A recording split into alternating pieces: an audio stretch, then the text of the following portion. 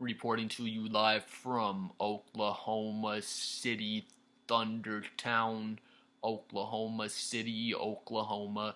I'm down here with some good country boys. We're talking about Oklahoma City Thunder basketball, and they're saying, hey, I think J Dub is a top 15 player in the NBA. And I said, wait a minute, I think you might be right now that I think about it. Please like and subscribe to my channel, or don't. I want this channel to fail. So, whenever someone says this player is top 10 or this player is top 15, 20, whatever the number is, people like to just jump to the conclusion and say, yes, they are or they're not. For example, if I asked you, hey, is Kevin Durant a top 10 player of all time? You'd probably want to say yes. At least I would. If someone asked me that, I'd probably want to say yes. But once you actually break it down and put the players that you would have in front of him, at least for me, I think he probably lands around 11 or 12 or so, which is close, but people like to say, people like to have 15 people in their top 10, if that makes sense, or they'll have 25 people in their top 25, but once you start actually naming the players and putting people in there, someone's going to land at 10 or 11, 15, 16, whatever it may be. So that's what we'll do, starting with J Dub. So this isn't players in any order. I'm start naming players that I think I would take over J Dub, and let me know if you agree that you would. So SGA, everyone's taking him over J Dub. I think I can speak for all of us. The Joker, Nikola Jokic. I think I can speak for all of us again. I think everyone's taking him over J Dub as well. Giannis Antetokounmpo.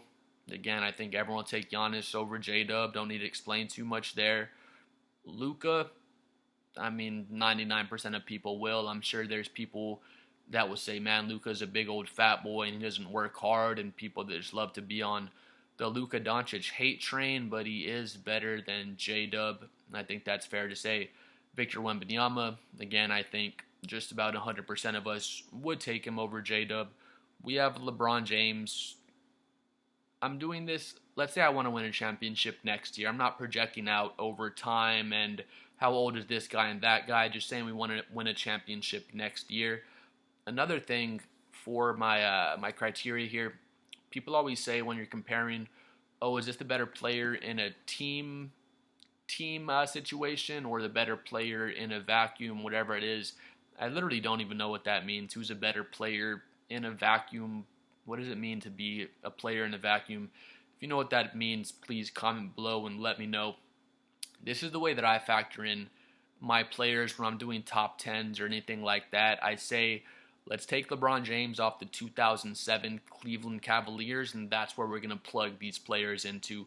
I think that's a pretty fair way to judge these players, because 2007 Cavs were just absolutely terrible. LeBron dragged them by their coattails all the way to the finals, which was amazing, but that's usually what I like to do to judge my players, who's better than who. When I'm doing my top 10s, I just take LeBron off the 2007 Cavs and plug this player in, X player here, and whichever player would do better on the 2007 Cavs is how I do it. I think that's a pretty fair system, but LeBron, I'll take LeBron over J-Dub still. If we're projecting out in the future, of course, I'll take J-Dub first, but again, we're pretending we're the 2007 Cavs. We're trying to go as far as we can next season. Jalen Brunson, I have to take Jalen Brunson over J-Dub. Again, he's going to raise a team's floor. Jalen Brunson's definitely going to raise your floor higher, probably raise your ceiling higher as well, where J-Dub is more of a plug-and-play player. He's going to fit into more situations. But moving on, Tyrese Halliburton, I think people can make the argument there. Tyrese is just that offensive engine to my 2007 Cavs argument. If you plugged him into that 2007 Cavs team, I think he can get that team farther than J-Dub can, to be fair there.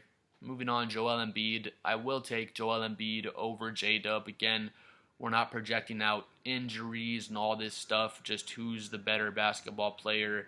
If we threw him on the 2007 Cavs, or insert whatever other terrible supporting cast you want to insert there. Starts to get pretty good here. I forgot to name Anthony Edwards earlier, but Anthony Edwards, I think 99% of us would take him over J-Dub as well. And then that's already 10 players. Again, this isn't in any certain order, but I think most of those guys we would take unanimously over J-Dub. LeBron, Halliburton, you can kind of make a bit of an argument for them depending on what angle you want to take, but SGA, Joker, Giannis, Luka, Wemby, Jalen Brunson, Embiid, then that's where Hallie and Braun come in. So that's 9. Then you have Ant-Man. But as far as those 10 players, again, I feel like LeBron and Hallie are the two that I would kind of try to make an argument for if I wanted to, but I would still take those guys over J-Dub right now. Then it starts to get good. Our number 11 will have Zion. And that's a tough one. I feel like I'd probably take Zion over J-Dub right now, just as a player in a vacuum again, whatever that means. Or if I was the 2007 Cavs and I needed a good player to try to get me to the finals like LeBron did that one year. Not that any of these guys could do that, I don't think. But, in that case, I would take Zion over J-Dub.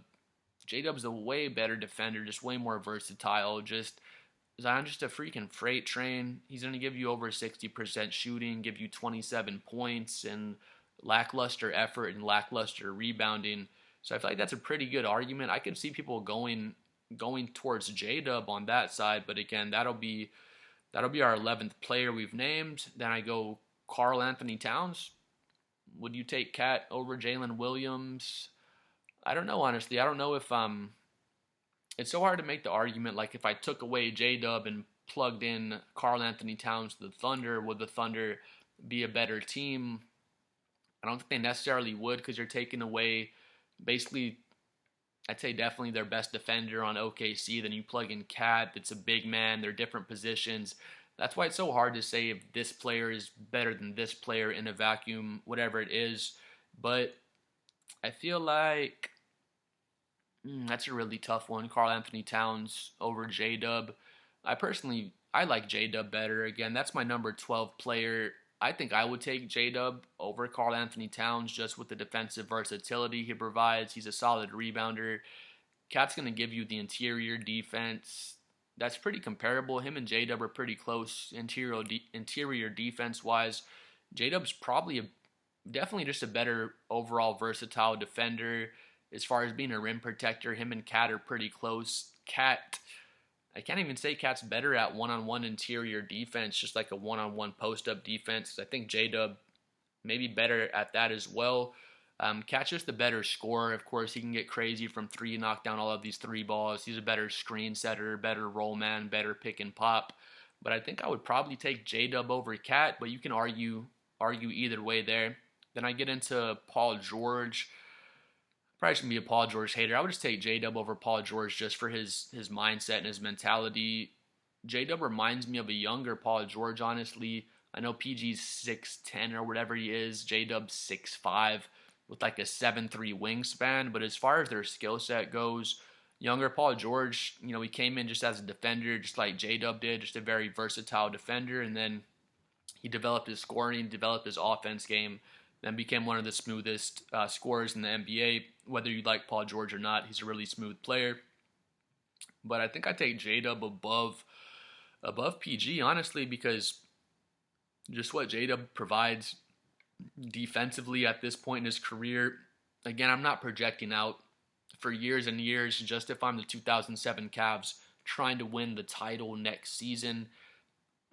I mean, in that case, I feel like Paul George may get you closer in that scenario, but I feel like I personally would just take J-Dub as an overall basketball player just because of his versatility defensively. I feel like he's an easier player to just plug into any one of these 30 NBA teams.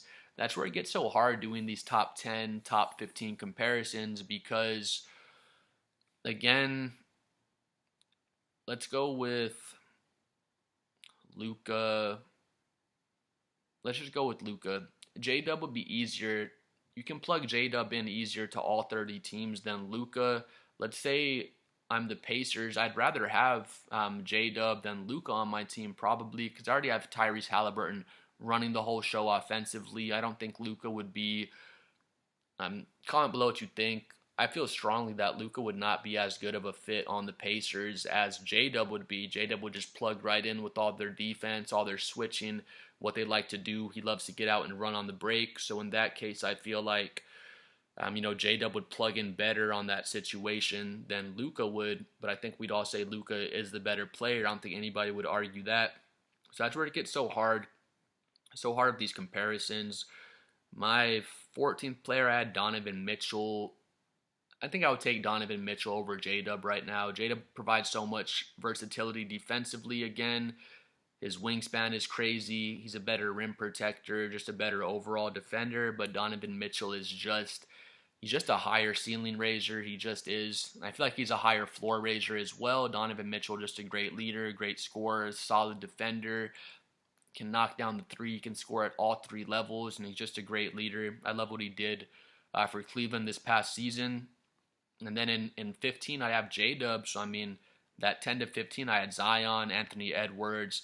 Anthony Edwards should be higher up. Again, it's not in any specific order, but let's go Embiid, Zion, Cat, Paul George, Donovan Mitchell, then J-Dub. Those are my last six there, and I feel like you can make the argument for Zion, Cat, Embiid. His health is always bad, but Paul George, Mitchell, you can make the argument for all those players that they deserve to go above J-Dub. It just depends on kind of what you like for your team, but that's where these comparisons just get so hard because people say, comparing this in a vacuum, or like I was saying, I feel like J-Dub's a more pluggable player than, say, a Luka or a Tyrese Halliburton, because Tyrese is an even better example. All 28 teams don't need a Tyrese Halliburton. Like the New York Knicks, they don't need a Tyrese Halliburton. They already have Jalen Brunson running the show for them. Or the Lakers don't need a Tyrese Halliburton. They already have Luka, and they have LeBron helping them run the show. But another good way to compare players just makes it even more complicated. How many of the 28 teams would Jaylen Williams be the best player on, or be the number one option on? I'm sorry, my nose is so itchy right now. So would he be? He wouldn't be the number one option on OKC. It's SGA, of course. Would he be the number one option on Dallas? No, Kyrie would be over him. San Antonio, Wemby's the number one option. Pacers, it's gonna be Hallie over J-Dub. Zion for New Orleans. Embiid for the Sixers. I don't know if I said Brunson for New York, but Brunson for New York. Braun and Luka would be above him on the Lakers as far as being number one, number two options. Karl Anthony Towns is on the Knicks, but I feel like J-Dub could take his spot as a number two at least. Donovan Mitchell is number one on Cleveland. If he was on the Hornets, I don't think he would be the number one option even over LaMelo Ball if he was on the Hornets. Houston, he's not number one over Kevin Durant if he's on Houston.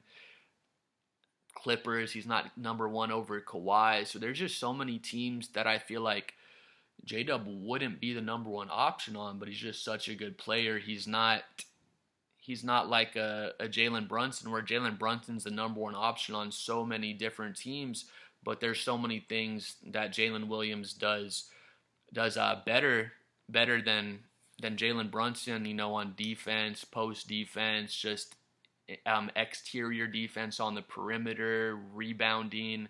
Not a better playmaker. Brunson's got him there, but that's what people like to, people like to say that, and I do like that argument. Like, you take a player, J-Dub's a perfect example right now. You take him, and then, like I said, which 28 teams would be the number one option on? And there's probably only, I don't know, maybe 7 or 8 teams he'd be the number one option on, maybe even less if I go through the whole thing. But that's where like number ones and number twos come in. It's not bad to be a number two, because I would take J-Dub on so many more teams than I would take Halliburton on other players that are better than him. Because like I said, if you already have your number one guy, like OKC does, and you're that one piece away, let's say OKC's team is all set up, they don't have J-Dub yet, and they pick him up and get him into their mix. He's the missing piece a lot of different teams would need to get him over the top, just with his Draymond Green-like versatility defensively, and he's just the rebounding, passing, everything. He's just a winner. He does all the things a winning player does. But just going back over my names one more time. Again, this is in no order, but I had SGA, Joker, Giannis, Luka, Wemby, Braun, Brunson, Halliburton, Embiid, and Zion. That's 10. Then we go, again, not in any order. If this was in order, Anthony Edwards is probably in the top 5. I just forgot to add him until a little later.